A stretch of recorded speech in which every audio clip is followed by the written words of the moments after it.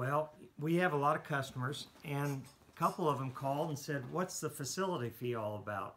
And is this a covered item?"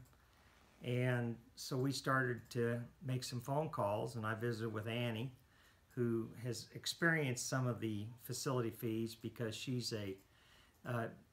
lives in Champaign, and she's had some of her customers over there have facility fees from Carl. Facility fee. Well, it's confusing. You know, people expect when they buy a policy, especially one with copays, they expect that this is my amount that I'm going to pay. I know ahead of time what I'm going to go in and receive, and then I know what I'm going to have to pay. You know, if you go to doctor's office, it says services are payable at the time of things are payable at the time of the service rendered, and really that's not necessarily the case anymore. Now with the facility fee, you've got people not knowing exactly how their carrier, number one, is going to discount it down, and number two, they don't have an idea. They know they're going to get an additional bill down the road and how much it's going to be. They're not sure.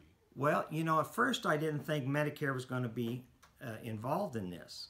It's pretty hard to add fees or get Medicare to pay for something that's really not set in stone as an eligible expense. However, as you can see, Medicare, they're doing it to Medicare customers. A lot of, excuse me, a lot of Medicare customers will buy Plan F thinking they have 100% coverage. They don't have to worry about any bill. However, this kind of throws that out the door. And a lot of customers also, you know, with Medicare you have no networks, which many times, and that's a nice thing, but still it's going to be an eligible expense, and then it's going to be reimbursed at the Medicare fees.